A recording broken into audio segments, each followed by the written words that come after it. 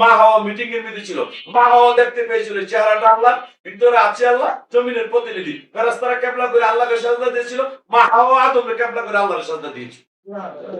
তুমি করবে না? তুমি জানো তোমার মা করছে, তুমি করো, তুমি জানো। সেদিন সব সৃষ্টি কান্না করছে। তখন আল্লাহ চিন্তা করলো যে সবই আমার দিকে কান্নাকাটি করে, আমার নামে নসিবা করে, আমার সেজদা দেয়, সবকিছু করে। তো তো আমি যদি সেজদার বিনিময়ে ব্যস্ত যদি নির্ধারণ করি, তাহলে তো সকলকে আমার ব্যস্ত দেওয়া লাগে। যদি আমি আনুগত্যের বিনিময়ে যদি ব্যস্ত দুজনের ফাইসালা দিই, সকলে আমার আনুগত্য করে, সবাই ব্যস্ত দেওয়া লাগে। যদি আমার ওজিবার বিনিময়ে যদি আমি ব্যস্ত দুজনের ফাইসালা দিই, সবাই দেওয়া লাগে। আমি এগুলি রাখলাম, আমি একটু লুকায় দেখি তো দেখি কেন আমার করতে ভালো আসে। তখন কইছে আমি জমিনের বলি বানি। তখন ফেরেশতারা কইছে কাটাকাটি মারামারি করবে। আল্লাহ পাক স্পষ্ট বলে দিলেন, আমি যা জানি তোমরা তা জানো না। আল্লাহর উদ্দেশ্য ছিল প্রথমে প্রেমটা পরীক্ষা করবে লাস্টে। তো পরীক্ষা করতে যায় সে আল্লাহ পাক ফেরেশতাদের বলে, ফেরেশতারা তো আমি যা করি তা করবো। তো আমি আগে পরামর্শ করে সূরা হিজর 29 নম্বর আয়াত, সূরা আরাফের 11 নম্বর আয়াত, যে আমি যখন আদমকে সুনাম করবো তখন তোমরা এবং আমি আল্লাহ নিজ রূপ উৎকার করবো তখন তুমি সেজদা করি। আমি আদম তো সেজদার মালিক না। তখন এই আদম তৈরি করে সেজদা বললো আদম, আদমের নিমিত্তে সেজদা। এখন আমরা যারা বুঝছি আল্লাহ আদমের নিমিত্তে ফেরেশতাদের সেজদা করাইলা, শিরক নয় কি? আল্লাহ না, কারণ সেজদার মালিক আমি, আমি আল্লাহ আলা কুল্লি শাইইন। আমি চিন্তা করেছি যদি আদমকে সেজদা করে শিরক, তোমরা আয়াতটা লক্ষ্য করে দেখো, ওয়াসজুদুলি আদম বলি নাই, বলেছি ওয়াসজুদুলি আদামা, আদমের নিমিত্তে কর। আল্লাহ তুমি আদমের নিমিত্তে কেন করলেন? কারণ কি? তোমরা জানো না সূরা ইনফিতর 8 নম্বর আয়াত, সূরা 3 এর 4 নম্বর আয়াত, ফি আইয়ু সুরাতিহি মা শারাকা বাকা, আমার চেহারাটা আদমের চেহারাটার মধ্যে ফিটিং করে দিয়েছি। এই চেহারাটা আদমকে আমানত দিয়েছি, এটা দিয়ে দেন বাকি স্বীকার করি। আদমের চেহারাটা স্বয়ং আল্লাহ, এটার দিকে সেজদা করলে সেজদা এই জায়গায় থাকে না, স্বয়ং আল্লাহই পান। জয় করো, জয় করো। তখন আমি আল্লাহ পাকের কাছে আমার আরো কথা আছে। তুমি বলেছো তিনটা সাক্ষী ছাড়া মামলা হয় না, তো চেহারা না তোমার হয় সেজদা দিলে, ভিতরে তো আদম আছে, তাও তো 50-50 হয়ে যায়। চেহারা পায় অর্ধেক, আদম পায় অর্ধেক। চুল পরিমাণ সেজদা আদম পাইলে তো শিরক, শিরক তো শিরক। আল্লাহ তো না, ভিতরে আমি আছি, আমি নিজ রূহ উৎকার করলে তোমরা সেজদা দিও। আদমের ভিতরে আমি না দেখতে সেজদা নেই না, সেদিন আদমের ভিতরে আমি ছি। আল্লাহ দুইটা আনা হইলো, আর বডিটা তো আদম। তখন আল্লাহ কইল সূরা বাকারা 30 নম্বরে, জমিন আমি খলিফা নিযুক্ত করব, আদম হইল জমিনের প্রতিনিধি, আমি রাসালত দিয়েছি, রাসালত যে দিকে সেজদা সেই দিকে।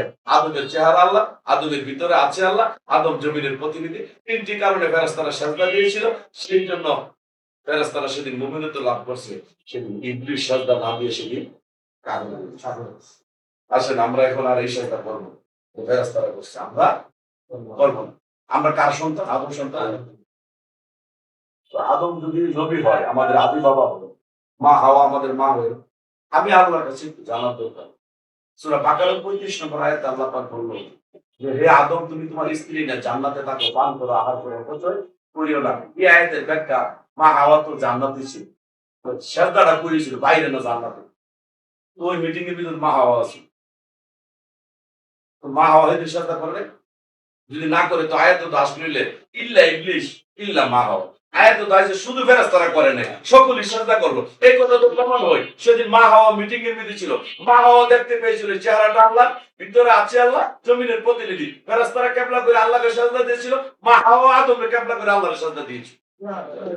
তুমি করবে না? তুমি জানো তোমার মা করছে, তুমি করো, তুমি জানো। তুমি যদি বাঁচতে চাও, ইবলিস থেকে পবিত্র হইতে চাও, ইবলিসের বিরুদ্ধে যায় যদি নবীর দল হইতে চাও, ইবলিস এই কর্মটা করছে, এই কর্মটা আগে লাগে। ইবলিস কি করছে না? আদম কাবে আল্লাহকে সিজদা করছে না। তুমি যদি আদম কাবে আল্লাহকে সিজদা করতে চাও, একজন সিজদাকারী গুরুর শরণাপন্ন হয়ে যাও, ওই গুরুর কাছে যায় বায়াত, বায়াত হয়ে ওই গুরুর চেহারাটা আল্লাহ। আদমের থেকে তো আমার গুরু আসছে, আদমের চেহারা আল্লাহর হইলে আমার গুরুর চেহারা কি ইন্ডিয়ার হইল? না, আমার গুরুর চেহারা তো আল্লাহর। তো আদমের ভিতরে যে আল্লাহটা ছিল, আমার গুরুর ভিতরে কি আল্লাহ বেড়া একটা? দুই তিনটা হয়তো মানতাম যে ছোট আল্লাহটা আমার গুরুর ভিতরে, বড় আল্লাহটা আল্লাহ কয়টা? আদমের ভিতরে যে আল্লাহ, আমার গুরুর ভিতরে আল্লাহ কুল্লি শাইন মহিতুন, তিনি সর্ব জায়গায় বিদ্যমান। তো আমার গুরু বাদ দিয়ে তো বলে না আমি সর্ব জায়গায় আছি, আমরা থানা বাদ দিয়ে বলছে নাকি সব জায়গায় আল্লাহ আছে। তাইলে আমি বিশ্বাস করে নিলাম আমার গুরুর ভিতরে আল্লাহ আছে। চেহারাটা আল্লাহ গুরু জমির প্রতিনিধি। আদম যেমন রেসালত পেয়েছিল, এই রেসালত আদমের সন্তানদের দিয়েছে। এইভাবে আস্তে আস্তে দাদা বাবা হইয়া এইভাবে আস্তে আস্তে যার যার গুরু তার তার কাছে রেসালত প্রাপ্ত, যার যার গুরু তার তার রসুল, ওই রসুলের কাছে বায়াত হয়ে ওই রসুলকে ক্যাবলা করে তুমি আল্লাহকে শ্রদ্ধাটা দিয়ে দাও, দিয়া ইংলিশে ভুল লাগাও। ইংলিশ তুমি কি আমার ভিতরে আছো? এত 30 বছর তোমার ভিতরে ছিল, এখন নাই কেন? তোমার ভিতরে থাকলে তুমি যেমন আদম কবে আল্লাহকে শ্রদ্ধা করেছো, আমারও শ্রদ্ধাটা করা লাগে। সুতরাং আমি আদমকে শ্রদ্ধা না করে কাবে, আর এখন তোমার গুরুকে শ্রদ্ধা করবো, তোমার ভিতরে থাকবে। তাই তুমি ইবলিশের শত্রু আপন কার? আল্লাহ। ইবলিশের শত্রু আপন কার? আল্লাহ। এই জন্য আল্লাহ বলছে যে তোমরা, আমি যদি সূরা নূরের 14 নম্বর আয়াত মনে রাখো, যে আমি আল্লাহ যদি তোমাদেরকে, তোমরা দুনিয়াতে যে সমস্ত কাজে লিপ্ত আছো, আমি আল্লাহ যদি তোমাদেরকে দয়া হওয়া না করি, তোমরা কেউ দুযোগের আগুন থেকে বাঁচতে পারবে না। তাহলে দুযোগের আগুন থেকে বাঁচতে হলে প্রথম কি দরকার? দয়া হওয়া। আল্লাহর কাছে গিয়ে গেল, আল্লাহ তুমি আমার দয়া হমা দাও, আমি দুযোগের আগুন থেকে বাঁচবো। আল্লাহ শর্ত দিয়ে দিছে, তুমি যদি আমার থেকে দয়া হমা নিতে চাও, আমার বন্ধু হলো নবী, তুমি নবীর দল অনুসরণ করো, নবীরে ভালোবাসো। সূরা ইমরান 31 নম্বর আয়াত। হে নবী তুমি বলে দাও, কেউ যদি আমি আল্লাহকে ভালোবাসার মনস্থ ঠিক করে, তাহলে যেন তুমি রাসূলকে ভালোবাসো। তাইলে নবীকে ভালোবাসলে আল্লাহর ভালোবাসা হবে। তাহলে আল্লাহ ডিলেট হয়ে গেল। আল্লাহ বলছে তুমি আমার কাছে দয়া হমা নিতে হলে আগে নবীর কাছে গিয়ে গেলাম, আল্লাহ রাসূল আপনি যদি আপনাকে ভালোবাসতে নাকি আল্লাহর ভালোবাসা হয়, আপনাকে আমি কিভাবে ভালোবাসবো? নবীজি বলেন তুমি আমার দল মুক্ত করো। আপনি দল মুক্ত, আমার বিরুদ্ধে দল পরিত্যাগ করো। আপনি বিরুদ্ধে কেন? সূরা আনামের 112 নম্বর আয়াত। প্রত্যেক নবীগণ প্রকাশ্য শত্রু ইবলিশ।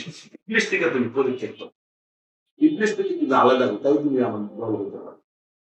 তাহলে ইবলিশ থেকে কিভাবে আলাদা করো? ইবলিশ যে কর্ম করে না, এই কর্মের আগে ইবলিশ কি করে না? আদম কবায় আল্লাহকে শ্রদ্ধা করো। তো নিজে নিজে কি আদম কবায় শ্রদ্ধা করা যায়? এই জন্য আল্লাহ কোরআনে বলছে তুমি একটা ঠিকানা সাব্যস্ত করো। ঠিকানা ছাড়া সৃষ্টির বন্দার সাথে সস্তা সাক্ষাৎ হবে না। আমি ঠিকানা সাব্যস্ত করেছি, যিনি মুর্শিদ, তিনি রাসূল, তার ভিতরে আছে আল্লাহ। তার বোঝনা করে, তাকে কেন্দ্র করে শ্রদ্ধা দিয়া ইবলিশ থেকে পবিত্র করে মুমিনত্ব লাভ করে। আর মুমিনত্ব লাভ করলে আল্লাহ দয়া ক্ষমা হল। আল্লাহ দয়া ক্ষমা হলে বাদাম হয়ে থাকে জান্নাতে যাবে। আপনার টেনশন যে কঠিন বলতে কি আপনার বন্ধু মিশা করছে ভাব, এত বলতে কি নাই। ওরা বলছেন আমি আল্লাহ কুল্লি শাহিদের, আমি দয়াবান, আমি রাহমান ভাই। আল্লাহ এই সমস্ত টাইটেল নিয়ে বন্দারা দ্বারা কষ্ট করতে নিচ্ছে যে এখন তো নামাজ কায়দার বলে আপনারা ভাই। এমন দিন যে বিশ্বের মধ্যে 5 লাখ মানুষ মারা যায়। 5 লাখ মানুষের লোকে একটা মানুষ মারা গেল 2 জন ফেরেশতা খবরও যা। 5 লাখ মানুষ মারা গেল কয়জন ফেরেশতা লাগে?